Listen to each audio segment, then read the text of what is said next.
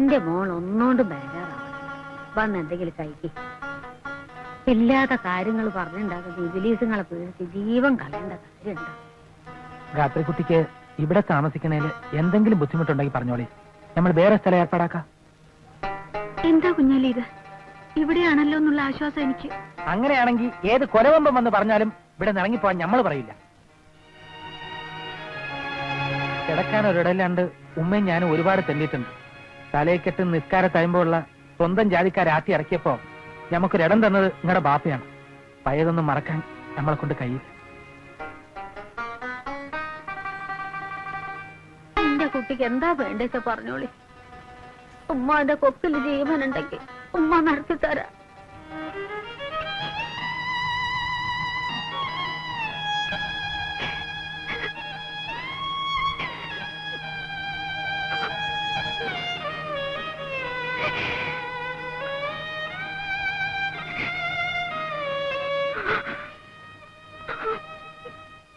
എന്റെ കുട്ടി ഇങ്ങനെ കരയല്ലേ? ഈ കണ്ണീര് കാണുമ്പോ ഉമ്മയുടെ ചങ്കാണ് പഠിക്കുന്നത്. ടീച്ചറെ, ആര്യേര് വിളിക്കുന്നുണ്ട്, ഒന്ന് കാണണമെന്ന് പറഞ്ഞു.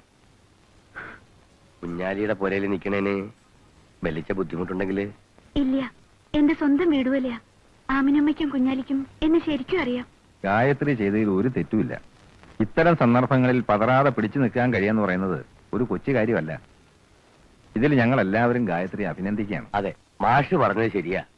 വല്ല അബദ്ധവും കാണിച്ചിരുന്നെങ്കിൽ പടച്ചോനെ ഞമ്മക്കത് ഓർക്കാൻ കൂടെ കഴിയില്ല. സഹിക്കാവുന്നതിനപ്പുറം വേദന സഹിച്ചിട്ടുണ്ട് എന്റെ അച്ഛൻ. ഇനി ആ മനസ്സ് വേദനിപ്പിക്കാൻ എനിക്ക് കഴിയില്ല. എന്ത് ത്യാഗം സഹിച്ചിട്ടായാലും. ആരെന്തു പറഞ്ഞാലും ഗായത്രി ശ്രദ്ധിക്കണ്ട.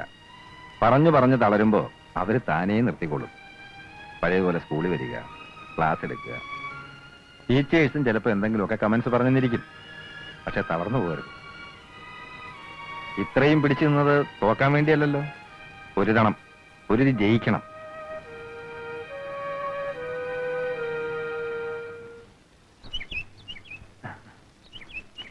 രാത്രിക്കുട്ടേ, ഓ ഇത് മേടിക്കാൻ നമ്മൾ പെട്ട പാട് ചില്ലറൊന്നുമല്ല. അങ്ങാടിയിൽ അന്തോണിയാപ്പിളയുടെ കടയിൽ ചെന്നപ്പോ അവിടെ ഉണ്ട് സുലൈമാൻ നിൽക്കണം. ഓന്റെ മുമ്പ് വെച്ച് ഇത് മേടിക്കാൻ പറ്റുമോ? നേരെ അമ്പലത്തിനടുത്തേക്ക് വിട്ടു. ബേലാമ്പിള്ളയുടെ കടയിൽ ചെന്നപ്പോ അവിടെ ഉണ്ട് കോട്ടയ്ക്കൽ അവോക്കർ നിൽക്കണം. ഒരു മുസൽമാനായ നമ്മളിത് വാങ്ങണ കണ്ടിട്ട് ഓലിക്കൊരു ഇടങ്ങേറ് തോന്നിട്ടാന്ന് പറ്റിട്ടാണ്, അല്ലാതെ ഓരെ പേടിച്ചിട്ടൊന്നുമല്ല. നോക്കി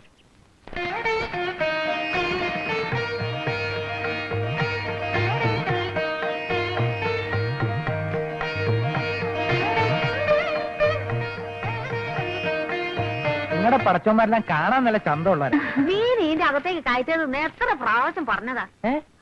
നാളെ അടുക്കളയിൽ കയറാൻ പറ്റുന്നില്ല. അല്ലാതെ മുയനും കളഞ്ഞാ? നിങ്ങൾ പറഞ്ഞിട്ട് വാങ്ങി മീനല്ലേ അത്? ആര് എപ്പോ പറഞ്ഞു? ഇപ്പൊ അങ്ങനെ ആയാ? മീൻ തിന്ന് നാറിയിട്ട് ഓന്റെ അടുത്ത് നിൽക്കാൻ കഴിയണില്ല മോളെ. മീനില്ലാണ്ട് ഓന് ചോറിറങ്ങൂല. അല്ലാ, ഇനി മുതൽ കച്ചവടം കഴിഞ്ഞ് വന്ന കുളിച്ചിട്ട് വേണം പോരെ കയറാൻ. മനസ്സിലായോ എനക്ക്?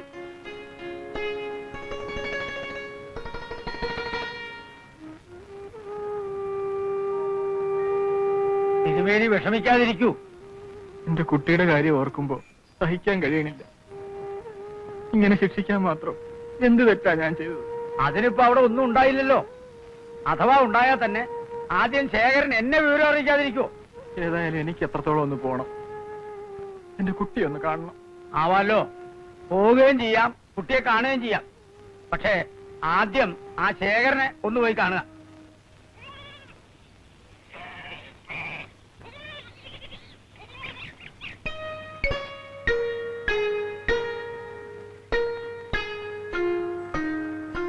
അതാ വീട്. മോളെ, അന്റെ ബാപ്പ വരുന്നുണ്ട്.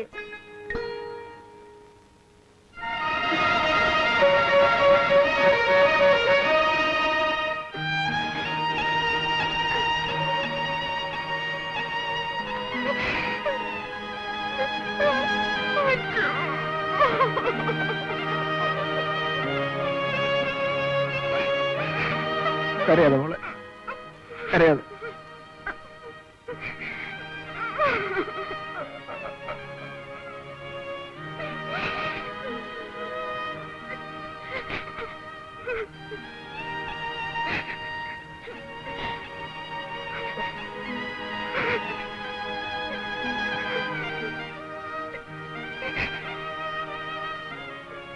കരയരുത്. ഒക്കെ ഈശ്വരന്റെ പരീക്ഷണങ്ങളാണെന്ന് കരുതിയാ മതി.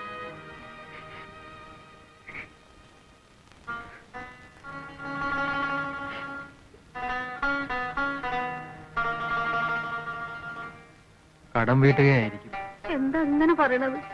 നിങ്ങളോടുള്ള കടം വീട്ടിയാ തീരോ?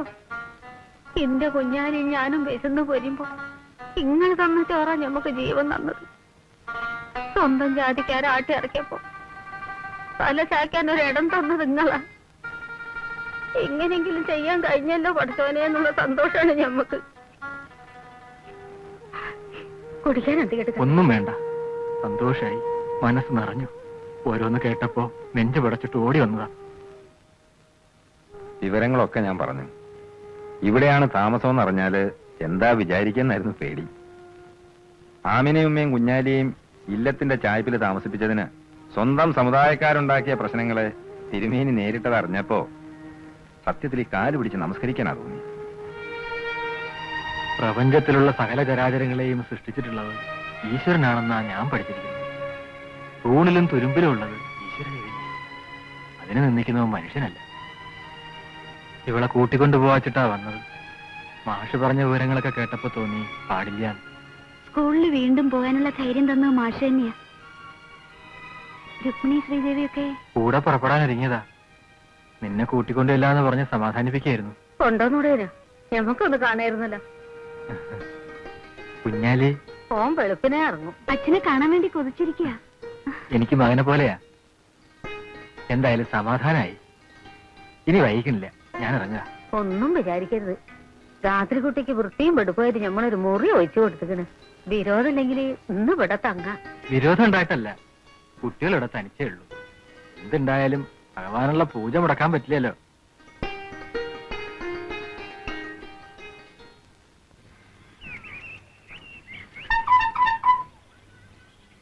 കുഞ്ഞാലിയോട് മാത്രം മീൻ ബാങ്കുള്ളൂ ചോദിച്ചോ മറ്റേ മീൻകാരൻ? ആ രാസനാരാ? അല്ല, ആ കഷണ്ടിക്കാരൻ. ഓ സുലൈമാൻ. ഓനും ഞാനുമായിട്ട് ലേശ ഉടക്കില്ല. ഒരു ഐസേഷൻ തരുമോ? അയ്യേ, മീനുമേ കിടക്കണ ഐസൊന്നും തിന്നാൻ കൊള്ളില്ല മോളെ. ഐസിനെ കിടക്കുന്ന മീനോ? കൊള്ളാലോ. എന്താ കറങ്ങി കിടക്കണേ? ഇന്ന് സ്കൂളിൽ പോയില്ലേ? ഇല്ലാന്ന്. സ്കൂളിൽ എന്തൊക്കെയോ കുഴപ്പമുണ്ടാവുന്നു. എല്ലാ കുടിയിലും കയറി ഇറങ്ങി ആരൊക്കെയോ പറഞ്ഞിട്ട് പോയിന്. ഞമ്മള് പേടിച്ചിട്ട് കുട്ടികളെ വിട്ടില്ല.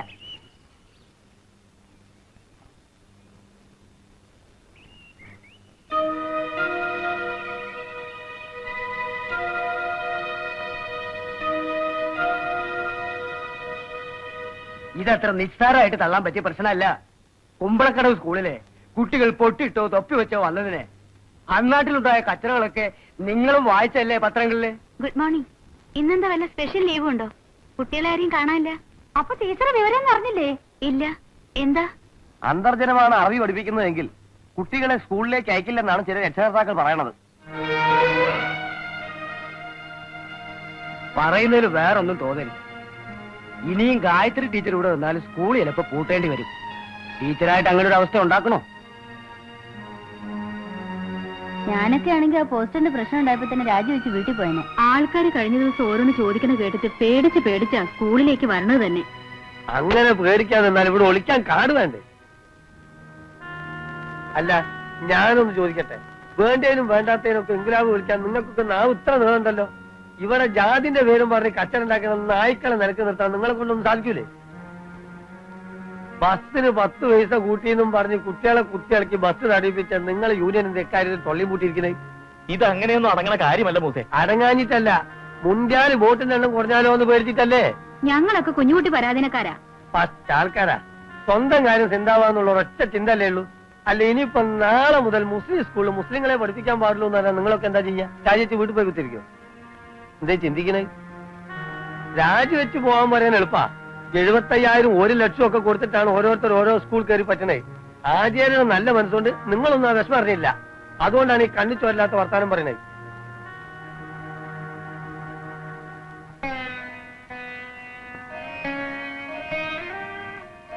മോളെ, ഒന്നുകൂടെ ഒന്ന് ആലോചിച്ച്. എല്ലാം അറിയാവുന്ന ഉമ്മ തന്നെയാണോ ഈ പറയുന്നത്? അറിയാനിട്ടല്ല, എന്നാലും എന്റെ മോള് പോവാന്ന് ഓർക്കുമ്പോ. ഉമ്മ, ഞാൻ എത്ര ക്ഷമിച്ചു, എന്തൊക്കെ സഹിച്ചു. അവസാനം സ്കൂൾ വരെ നിർത്തലാക്കുക. ഒരു തെറ്റും ചെയ്യാത്ത കുട്ടികളുടെ ശാപം. ഇനി എന്ത് ചെയ്യണമെന്ന് വിഷമിക്കുന്ന രക്ഷിതാക്കളുടെ ശാപം. പോരെ, എനിക്ക് ഇത്രയൊക്കെ പോരെ. ഓരോ വിലേസുകൾ പറഞ്ഞു മനുഷ്യന്മാർക്ക് സ്വൈരം കെടുത്താൻ. സാരല്ലമ്മ, എനിക്ക് പോയേ പറ്റൂ. മോൾ ആചാരോടും മാഷോടും പറഞ്ഞില്ലേ? ഇല്ല, പറഞ്ഞ അവരെ സമ്മതിക്കില്ല. അവരുടെ മുഖത്ത് നോക്കി മറുത്തു പറയാൻ എനിക്കാവില്ലമ്മ. എന്നാലും എന്റെ കുഞ്ഞാലിയോടെങ്കിലും പറയണം. പറയാതെ പോയ ഓന് സഹിക്കൂല. വയ്യമ്മ, കുഞ്ഞാലിയുടെ യാത്ര പറയാൻ എനിക്ക് വയ്യ. ഞാൻ പോയെന്നുമ്മ പറഞ്ഞാ മതി. മോളെ